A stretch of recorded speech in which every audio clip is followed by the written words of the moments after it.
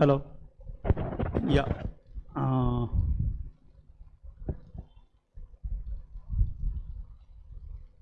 so we'll start with the session. Good evening. And today's topic, or rather, is the continuation of the previous session only, especially the risk management chapter itself of module 4.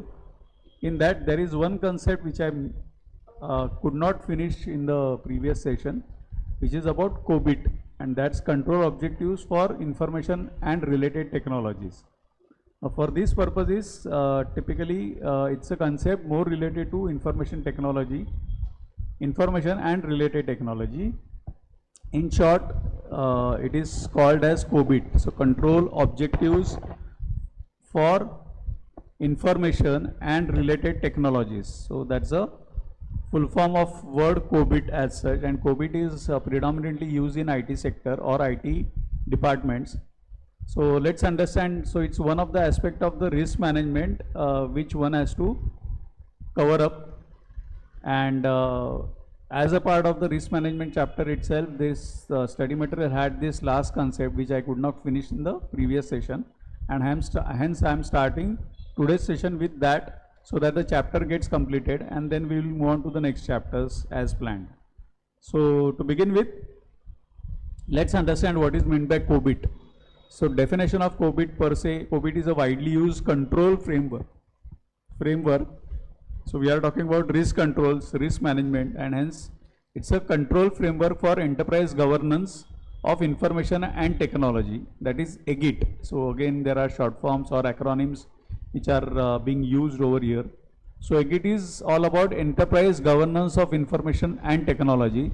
It is developed by ISACA. ISACA is the Information Systems Audit and Control Association.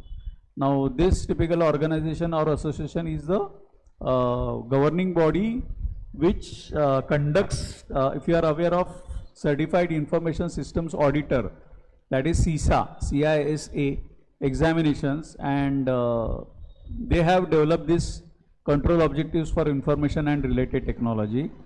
It helps organizations optimize the value of their IT assets. So IT assets again could be tangible and intangible. So in terms of both, this COBIT helps in optimizing their values.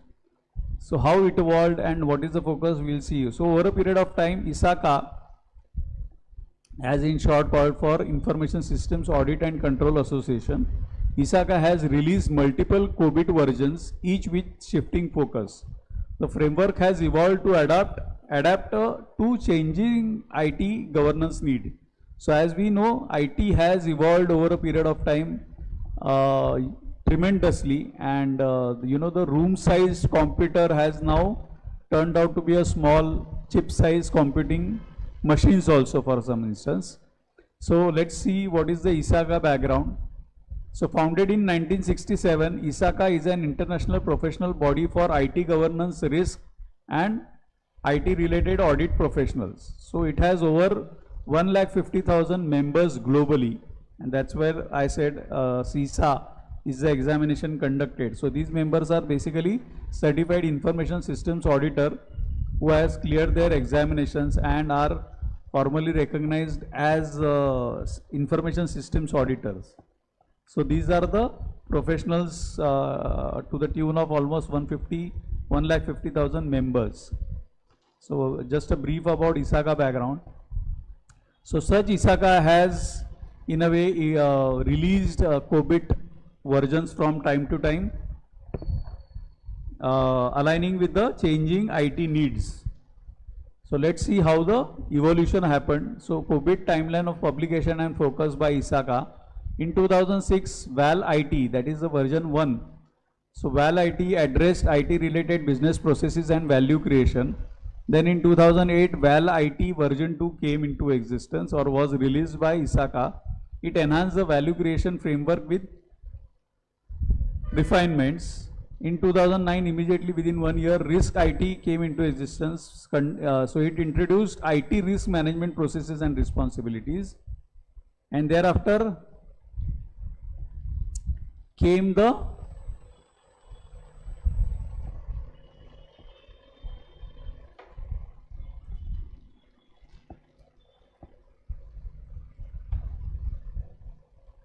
So thereafter came the in 2012, the COVID 5.0 was released, which integrated a comprehensive IT governance and management framework. It merged VAL IT and Risk IT into COVID. So VAL IT version 2 and Risk IT version was combined together to be called as a COVID. It strengthened the links with other industry frameworks and standards. So there was a whole integration, and that's what the 2012 COVID 5.0 was all about. It was the integration of a comprehensive IT governance framework and a management framework. So thereby strengthening the links with other industry frameworks and standards. In 2018, COVID 2019 was released, which allowed for flexible and tailored implementation of enterprise governance of information and technology, that is EGIT, which in a way modified the COVID principles for a more adaptable approach. So this is how the COVID timelines evolved, and the timeline publication and focus areas were there of COVID. So moving further, let's understand how risk management and COVID in a way integrated as such.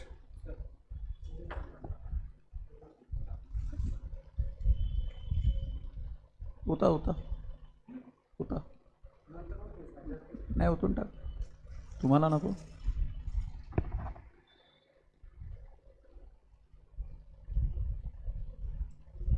तुम्ही pen टाका.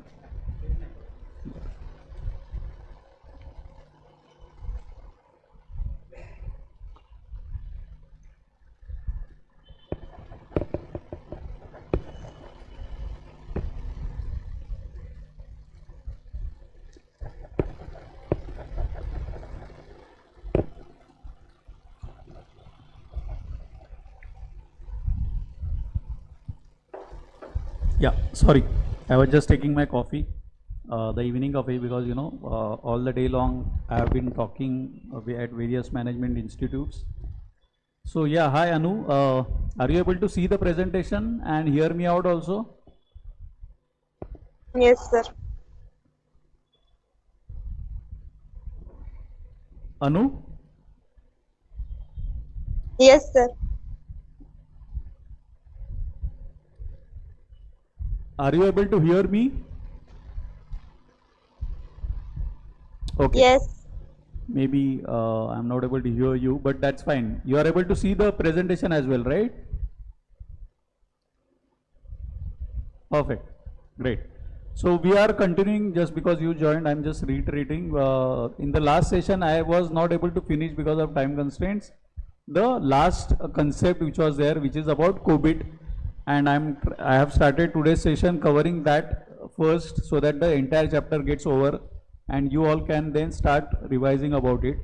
And thereafter, after this concept, I will be taking up the next chapter of the module 4.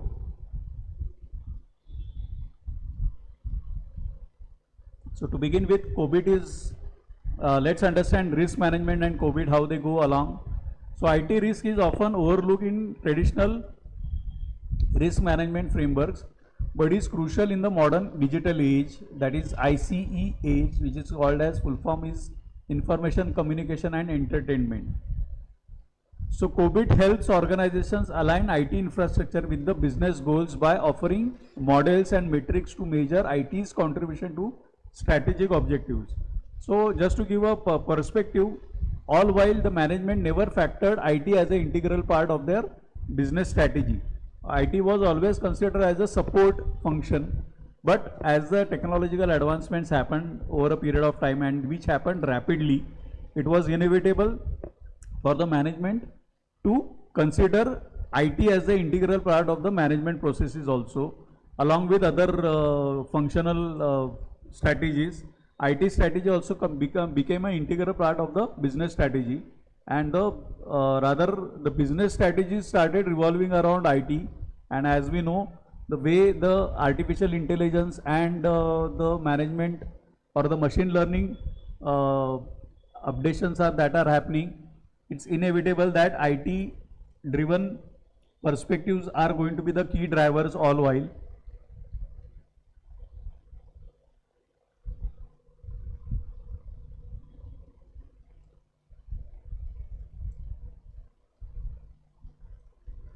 So in a way, COVID helped to integrate IT department as such in the business strategies, and thereby aligning all the IT infrastructural requirements as well as the software or hardware and software requirements were aligned to the business strategies as such.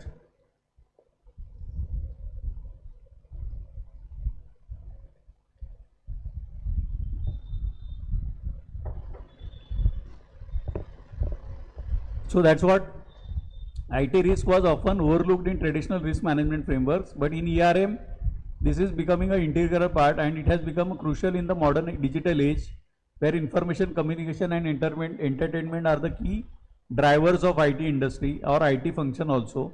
So COVID helps organization align IT infrastructure with the business goals by offering models and metrics to measure IT's contribution to the strategic objectives.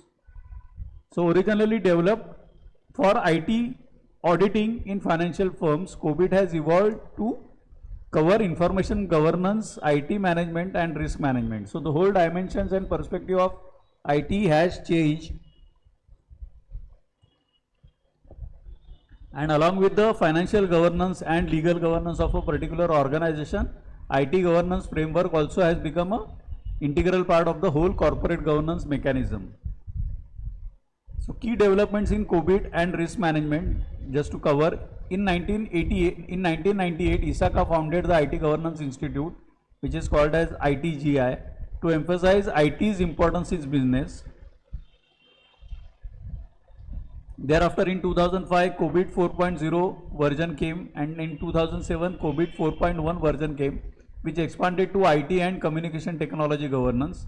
In 2012, the COVID 5.0 integrated VAL IT, Risk IT and ITIL for a holistic cyber security framework aligned with ISO/IEC 38500 COSO, that is a COSO framework, Prince 2 and 2AGF for improved regulatory compliance. Introduced 5 maturity models to assess the mandatory compliances or regulatory compliances. So these are all IT governance frameworks that were introduced from time to time, and the last was in 2019, where COVID 2019 introduced a more collaborative and flexible governance strategy, integrated CMMI, TOGAF and ITIL for evolving technologies and risk management. So this is how the evolution happened, and the key developments in COVID and risk management came into existence. So let's understand risk management and the COVID's role in risk management. So it provides a structured approach to assessing and managing IT risk. It improves IT related decision making by giving stakeholders an accurate and validated risk assessment. So these are the benefits or the usage of or the significance of COVID in the entire IT risk management as such. So providing a structured approach to assess and manage the IT risk, to improve IT related decision making by giving stakeholders an accurate and validated risk assessment, enable regulatory compliance through standardized governance models, and help organization get more value from IT while effectively managing the risk. So these are the benefits of COVID in risk management as a whole. So it's just not end of the concept as chapter or the session, because the thank you slide is getting shown. It's just the end of this chapter per se, chapter 1, which is about risk management. And as I said in the earlier session, I had left or I could not complete the COVID concept, which I tried to start with today's session with the COVID concept first. So with this, in a way, we complete the chapter 1 of our syllabus of module 4. Now let's move to the next chapter, which is going to be the key aspects of the today's session also. So let me start with the next chapter of our module 4.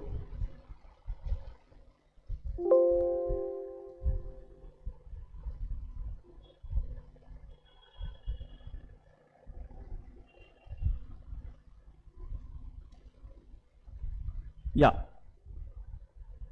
So we'll start with the corporate risk management today, and it's a bit longest chapter in the study material also. I have tried to concise it to the best to enable you for your study purposes also. So you can refer to this as a study notes or a concise notes of our study material, which is the key reference point.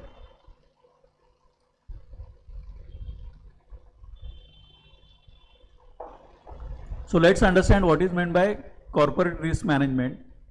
To understand the corporate risk management as of currently that is prevailing around, which is prominently called as the enterprise risk management, we'll have to understand how the transformation happened of enterprise risk management to risk enabled performance management. So from ERM to REPM, how this transition or transformation has happened. For that I will be covering now the traditional approach to risk and performance management, how traditionally the approach was of the corporates towards risk and performance management. That we will see. So the key features of the traditional approach was performance management and risk management were treated as a separate function altogether. So as if those two were the independent functions of the management, they were treated accordingly, whereas over a period of time it was understood that both are integrated, rather complementary and supplementary to each other. So risk management was focused on compliance and control activities all while. So it was all driven by compliance only, and a narrow approach limits an organization's ability to identify and mitigate risk effectively. So strategic management can occur despite compliance, leading to shareholder value destruction. So it was like strategic management is just not to compliance driven.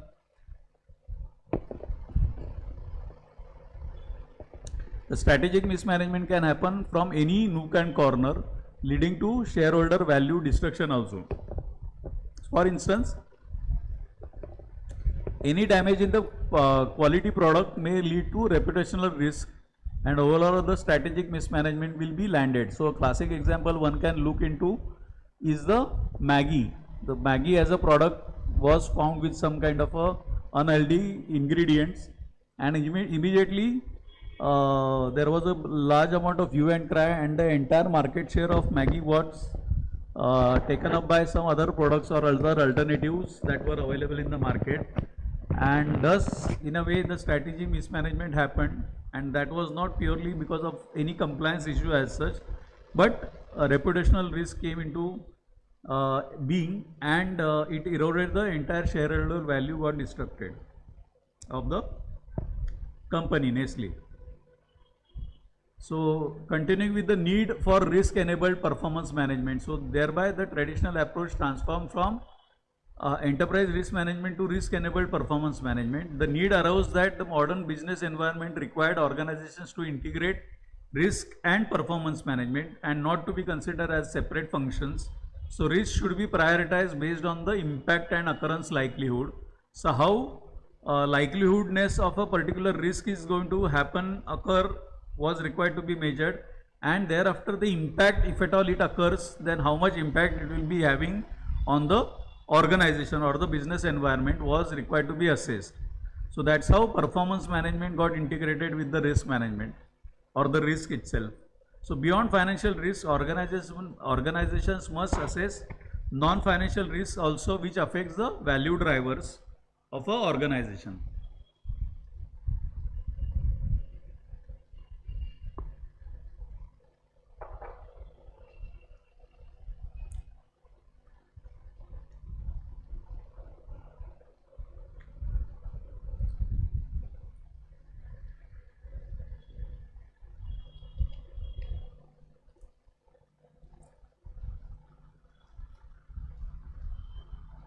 Just a second.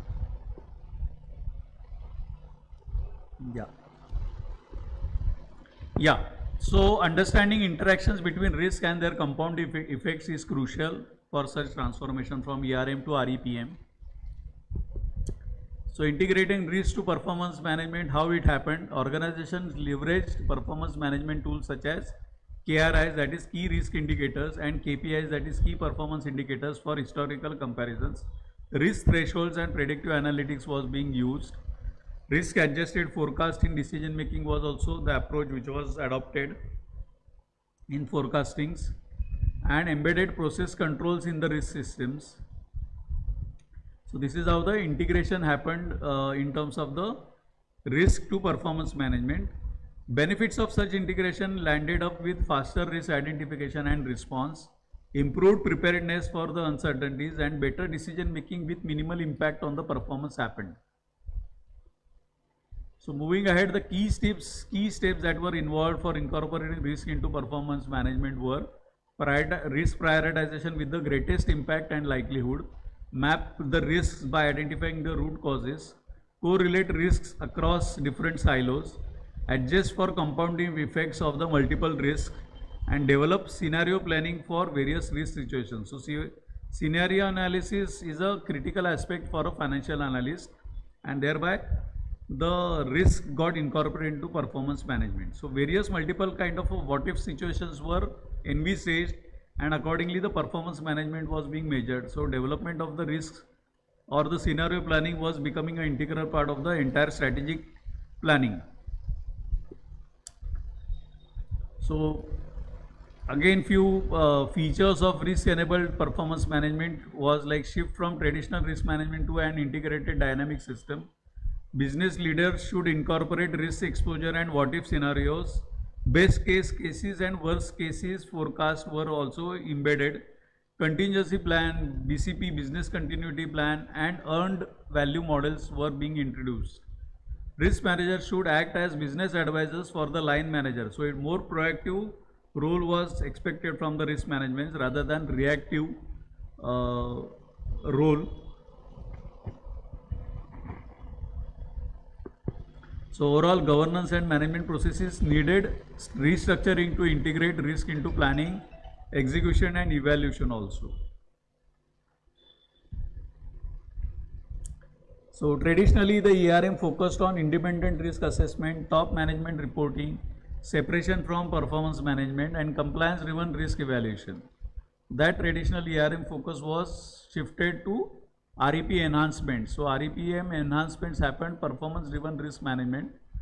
It linked risk with performance, so connected KRIs with the KPIs, that is with the performance drivers, used data analytics for risk analysis. So in this whole REPM there was a forward looking approach inherently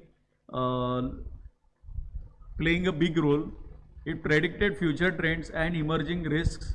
It used scenario analysis and stress testing, back testing also in terms of what if analysis. Action and result orientation was embedded, so embeds risk and uncertainty into strategic and operational decision making. So these were the key features of REPM and how the transformation from ERM to REPM happened. In a way, to conclude, REPM integrates risk management with the performance management to drive strategic success. Data analytics and technology played a critical role in monitoring and responding to the risks. Organization must shift from ERM to REPM to remain competitive in a VUCA, that is volatile, uncertain, complex, and ambiguous environment. So this is just a diagrammatic presentation where value protection versus value creation, value criteria, and value protection. So foundational ERM risk identification and risk reporting. Thereafter, the ERM expanded the focus wherein risk insight and performance improvement was given a focus, and the risk enabled performance management was thereby achieved. So this is how the transformation from ERM to REPM happened in a way, thereby creating value in the whole process from or transformation from the ERM to REPM. Then in this risk enabled performance management came the key aspect of risk retention or reduction. So to define risk retention means self-insurance strategy where organizations retain financial responsibility for potential losses instead of transferring risk to insurance. So forms of risk retention included large deductibles in insurance policies and setting up reserve funds for financial losses. So this is how risk retention became a integral part of risk-enabled performance management also, whereby self-insurance strategies were being adopted rather than transferring the risk to insurers. So in a way, it was like taking our own responsibility towards finances or for financial potential losses. So risk retention had 4 strategies. So part of 4 risk strategies were avoid it, reduce it. So risk retention was one of the part of the 4 risk strategies. So 4 risk strategies which normally are adopted are: one should avoid the risk, one should reduce the risk, one should transfer the risk where the insurance comes into existence, and 4th is the accept the risk. So accept the risk and move forward. So that is called as risk retention. So in a way, it's a calculated call of certain risks that are likelihood of and the impact of that risk being faced by the organization. So accept it and move forward. That's what the whole dimension of the business strategies change. So why an organization should retain risk? One is to avoid the risk, and avoiding risk can limit the opportunities. Risk reduction can be costly, that is example expensive control systems. Risk transfer, that is insurance, involves additional cost of premium. Minor risks which are low impact and low frequency or low occurrence of or low likelihood occurrence may not justify the mitigation cost also. Further, if the cost of mitigation outweighs the potential loss, it is more economical to retain the risk. So for these reasons, an organization normally or traditionally in the risk-enabled performance management has a tendency of having risk retention also. The advantages of risk retention in a way will be no direct cost is involved. It frees up resources to focus on more significant risk. And the disadvantages of risk retention are that no risk control mechanism is in place. If the risk escalates, there may be significant financial losses. So the risk retention criteria are suitable for low likelihood and low consequence risk. High and extreme risk cannot be retained. They need to be transferred or avoided or reduced. Risks that impact legal or human safety must not be retained at all. So these are the risk retention criteria that organizations should adopt if at all they decide to adopt risk retention as one of the risk strategies. The rules for deciding risk retention are: determine the retention levels through risk estimation, use statistical averages of past losses to estimate future risk, and ensure funding capacity for potential losses.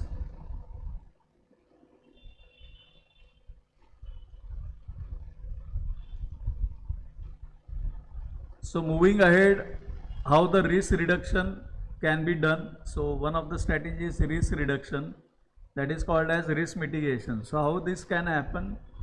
So definition wise, risk reduction means actions taken to reduce the likelihood or impact of a risk to align it with the organization's risk appetite or risk tolerance. The key concept over here is that high likelihood and high impact risks require mitigation and control. Examples of risk reduction would be market exit, so avoiding unsuitable markets to reduce the financial and operational risk, or process change, which means implementing speed limiting devices in company vehicles to reduce accident risk and reputation damage. So these are the few examples of risk reduction. The organizations, depending on their business model, can strategize for themselves. Cultural change, addressing employee dissatisfaction through cultural improvements or to reduce talent loss. Product discontinuation, so stopping sales of risky products to avoid legal and reputational damage. Example,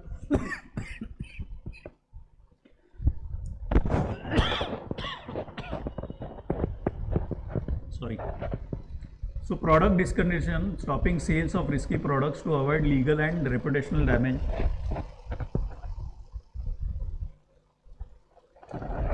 Example, Bayer discontinuing Assure birth control. So Assure was a birth control product, but it was considered to be a risky product for the health, and hence they decided to discontinue. So these were the examples of risk reduction. So moving ahead in risk reduction mitigation. So considerations for risk reduction must, so these risks must align with the risk tolerance levels. They can range from small operational changes to major strategic shifts and requires resources, cost analysis and an assessment of feasibility to decide whether the risk reduction approach or risk mitigation should be adopted at all.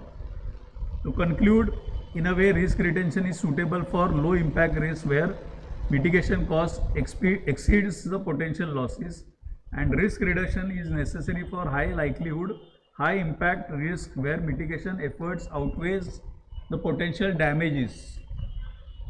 So effective risk management requires a balance between retention and reduction based on the organization's risk appetite and financial capacity. So in a way, if at all our risk enabled performance management is required to be achieved, there has to be a balancing act between all the types of risks that have been identified under the enterprise risk management to be deciding whether it's a low impact and low risk or low frequency risk, then risk retention approach should be adopted, and if it all it's a high likelihood and high impact risk, then a risk mitigation or risk reduction should be adopted. So effective risk management requires a balance between the retention and reduction based on the organization's risk appetite and financial capacity. So this is all about risk management or risk reduction, risk mitigation approach or the strategy. Now let's move to the different concept altogether, which is value at risk. So definition wise, value at risk measures potential financial loss due to market fluctuations based on statistical estimates.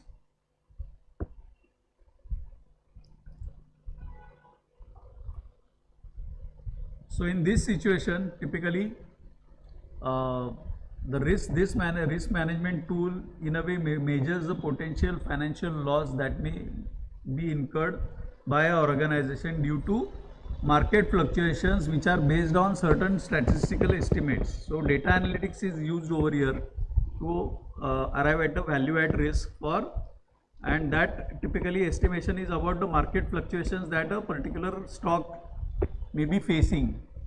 So typically the question that value at risk answer is how much money might be lost within a given probability and time frame. So in a way this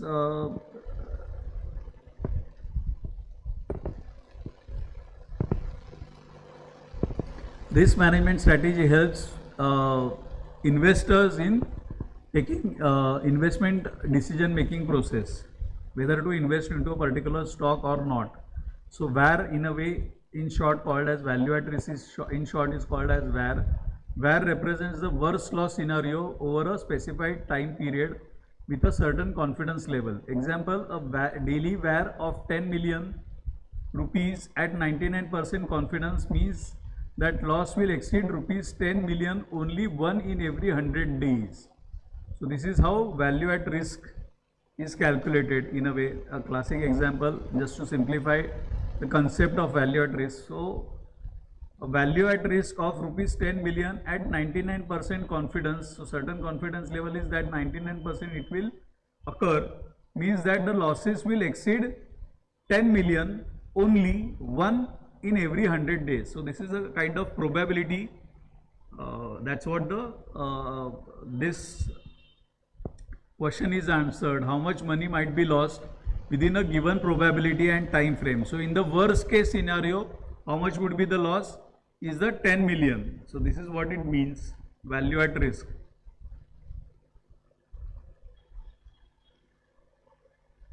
So what are the advantages of value at risk? It's easy to understand because it provides a single number representing the portfolio risk. Applicability can be used across various asset classes and portfolios also. So as I said, value at risk concept is used in investment decision making process and majorly in portfolio management and risk management, risk analysis.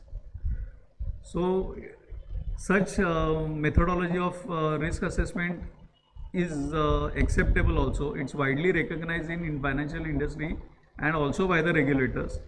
Performance evaluation, it helps measure risk adjusted returns, and because it's widely recognized, there is a huge amount of reliability, can be verified through back testing mechanisms also. How VAR can be considered as a effective risk management strategy for portfolio management and risk management in investments.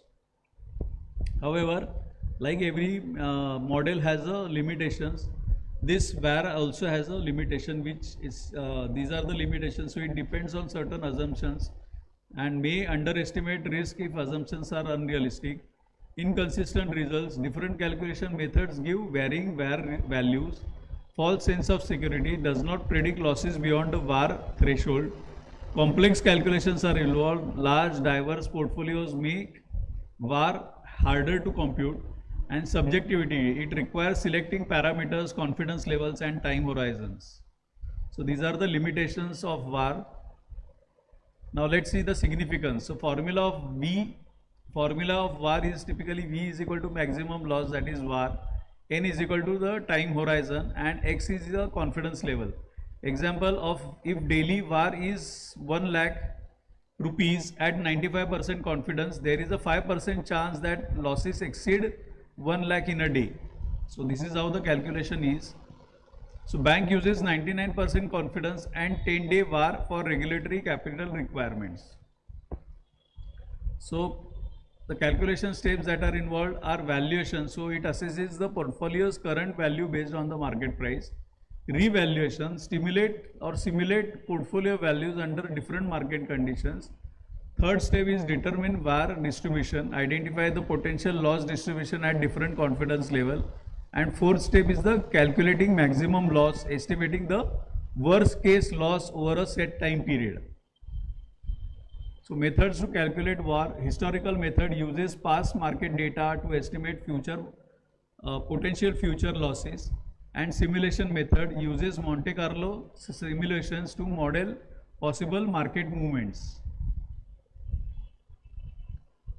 Now the methods to calculate VAR are variance, covariance method, that is the parametric method. It uses statistical formulas to estimate risk. It assumes normal distribution of asset returns, most commonly used approach. Each method has different requirements for market data, computing power and modeling capabilities. Continuing with the variance covariance method, that is the parametric method, uses statistical formulas to estimate the risk, assumes normal distribution of asset returns and most commonly used approach. So each method has different requirements for market data, computing power and modeling capabilities. The VAR and diversification of risk, how this is being achieved. So the key aspects are the diversification reduces overall portfolio risk, which means the total risk of a portfolio, investment portfolio, is lower than the sum of individual asset risks. Standard deviation as a risk measure, portfolio risk is lower than the sum of individual securities.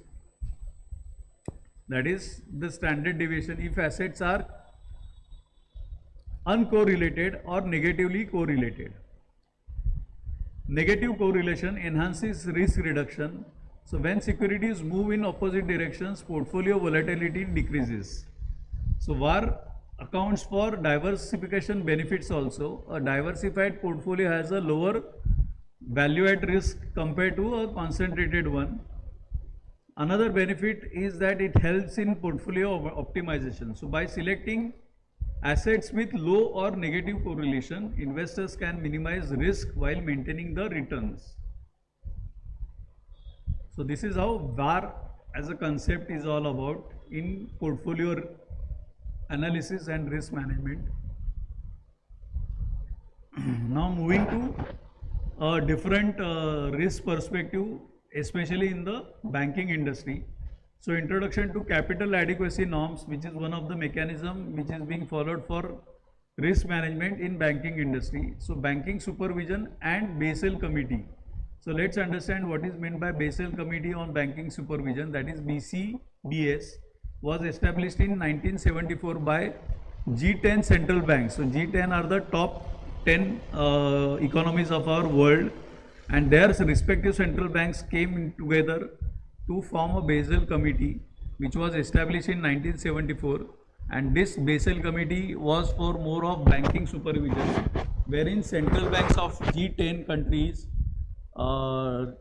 replaced the Bretton Woods system which was being followed till then. So headquartered in Basel, that is Switzerland, under the Bank of International Settlements, that is BIS. So global standard setter for prudential banking regulation and supervisory cooperation. So worldwide, how the banking supervision should be done was decided by this committee, and because this committee was headquartered in bank in Basel, Switzerland, under the Bank for International Settlements, that is BIS. That's why it is being famously called as a Basel Committee. So at times amongst the students, the Basel Committee is at times confused that Basel word is of a particular person or an individual, but no, it's not the case. It's a name of the city wherein the Bank for International Settlements is stationed or headquartered, which is in Switzerland, and that's why this committee is being called as a Basel Committee. It comprises of 45 members from almost 28 jurisdictions as of 2018, which has increased over a period of time. This Banking Supervision and Basel Committee, that is BCBS, aims to ensure banks operate safely, hold adequate capital and reserves to cover risks, and limit the potential failures cost. The objectives of banking supervision are to protect the depositors while mitigating moral hazard risk, balance safety net mechanisms, example, deposit insurance, with sound banking practices, emphasizes risk prevention and sound operational practices in the banking sector. Just a second, there was this typo, I am correcting it. Yeah.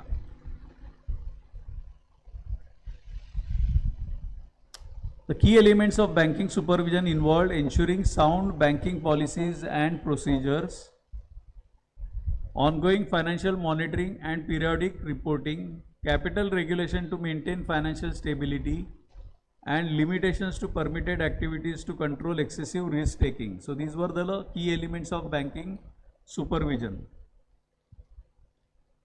The Basel Accords and capital adequacy. So let's deep dive into how the Basel Committee or the Basel effectiveness was.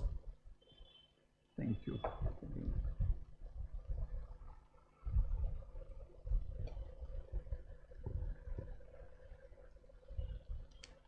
So it's a series of agreements among the members which were part of this Basel.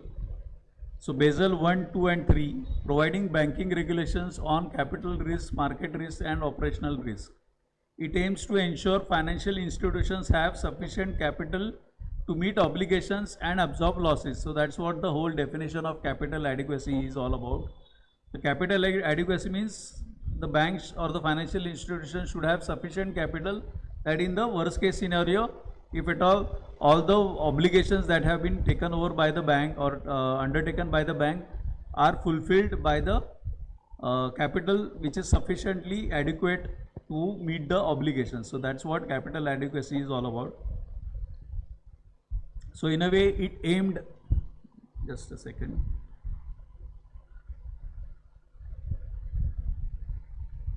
Yeah.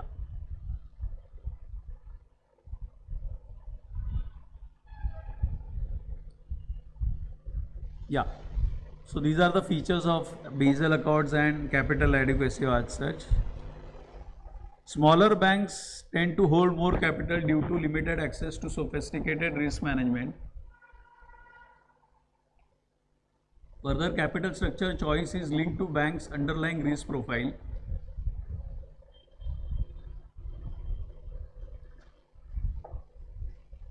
And equity capital acts as a buffer against all the financial shocks and that may be faced by a financial institution, thereby ensuring bank stability.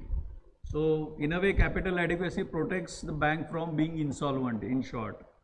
That if at all any worse scenarios happen and the bank is required to honor their obligations, its obligations or the debt it has taken or the loans it has taken, then in that case, in that scenario, the bank is having sufficient capital in its hand to satisfy all the obligations that may arise in a worst case scenario. Thus, it ensures bank stability and solvency.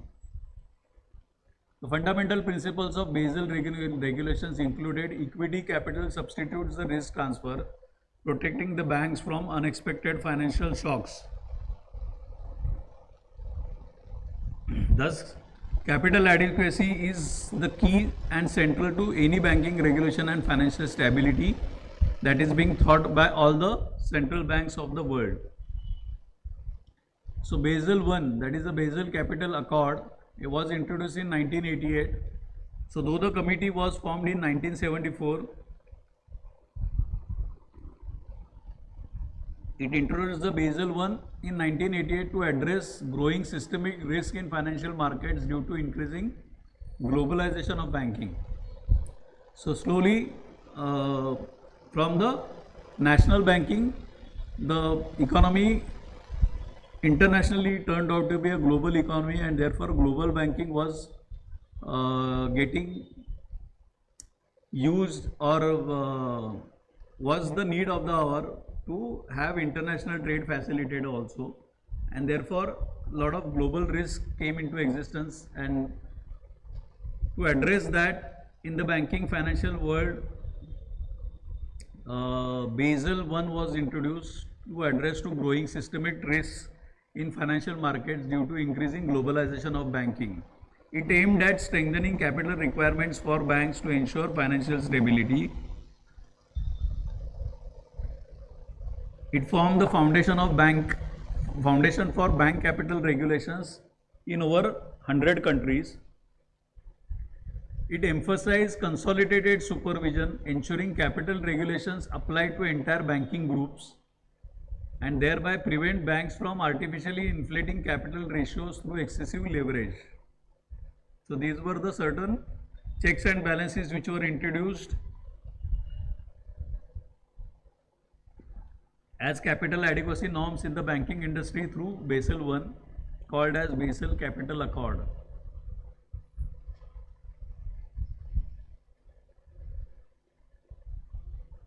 So the main issues of Basel I were like it focused on credit risk. So it primarily addressed the credit risk as the key risk for banks. In 1993, Basel Committee proposed amendments to include minimum capital requirements for market risk. So thus banks were required to maintain capital for trading book, market risk and foreign currency or foreign exchange exposures. The second significant element was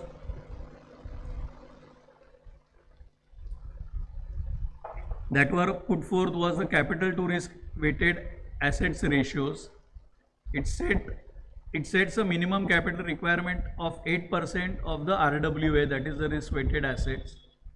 Then third feature was that the entire capital classification was done between tier 1 and tier 2. So tier 1 capital was the core capital, which included equity and retained earnings, which must be at least 50% of the total capital, and tier 2 capital includes reserves, provisions, hybrid instruments and subordinated debt. So this is how the capital structure of banks also was being realigned and being mandated through Basel adequacy norms, capital adequacy norms.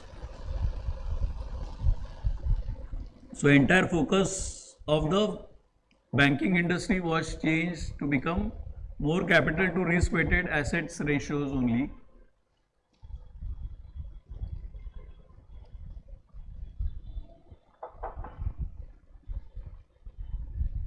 The components of tier 2 capital, let's understand those components of tier 2 capital. Revaluation reserves means at times certain assets which are owned by the banks were required to be revalued, for which asset revaluation reserve was required to be created. Example for bank owned buildings. Second component was provisions, so losses of undetermined amounts, example loan losses if at all are being likelihood, then they were required to be provided for. So provisions included losses of undetermined amounts, example the loan losses. Third was the category of or component of hybrid capital instrument. So it's a instrument like mix of debt and equity.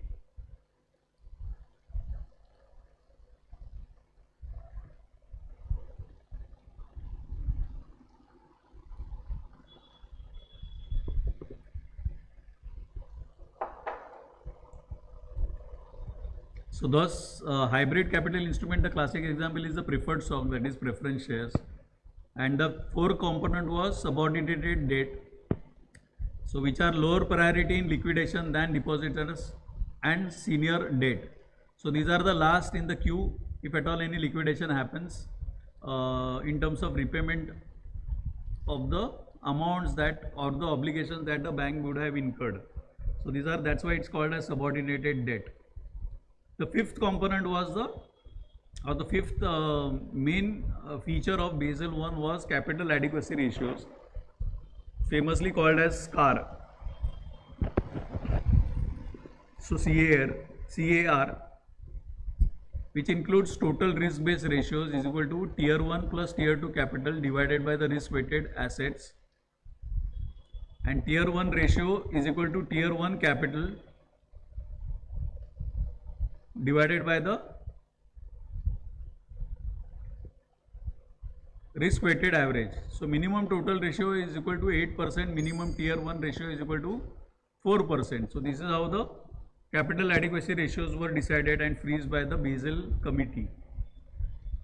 The role of banking regulators was to track the CAR, that is capital adequacy ratios, to ensure that the banks can absorb losses and meet statutory capital requirements. So risk weighted assets calculation involved 100% risk weight, so 8% capital charge like corporate and most retail loans. Then 50% risk weightage was given, so almost constituting 4% of capital charge, which included products like residential mortgages. 0% risk weightage was given, no capital charge was to loans to OECD member sovereigns. Then 20% risk weightage was given to 1.6% capital charge for interbank loans to OECD banks, and 100% risk weightage was given, which constituted 8% of capital charge for interbank loans to non-OECD banks. So this is how the risk weighted assets calculations were being proposed by Basel I. The implications of CAR or the capital adequacy ratio, let's understand these.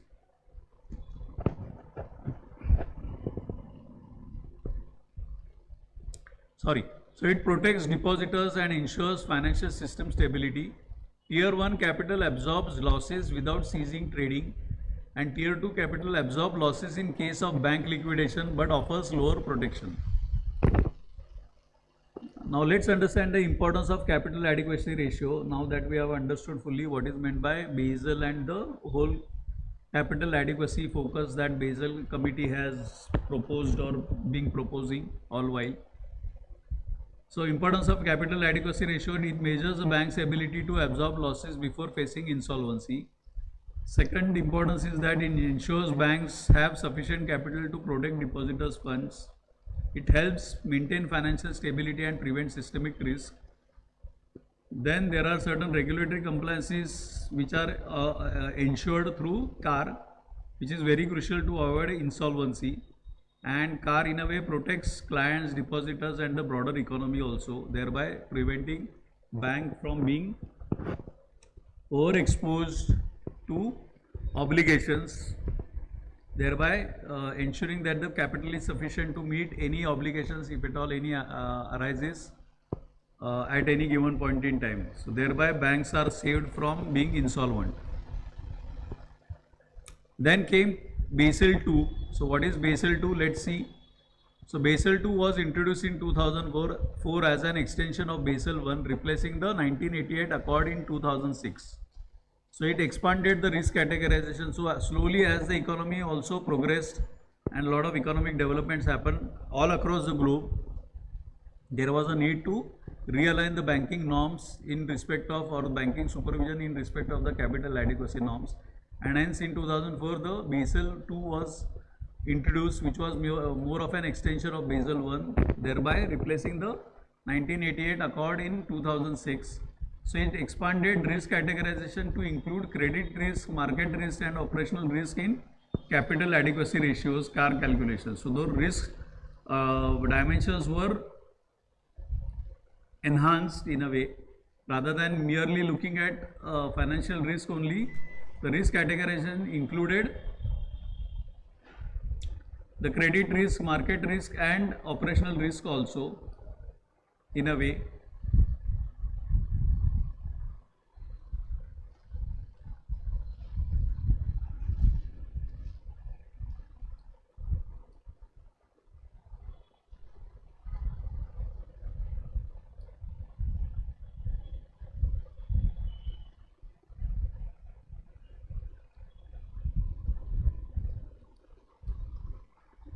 I guess some power fluctuation has happened and hence maybe I will have to pause the recording and streaming. Let me see whether I can do anything.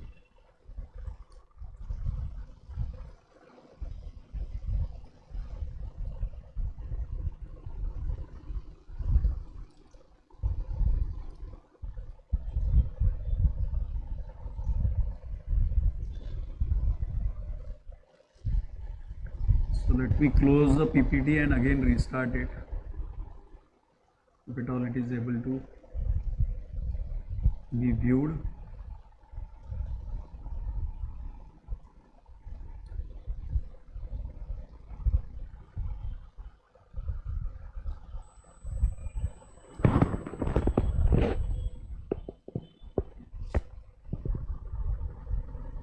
Just a second, some technical glitch.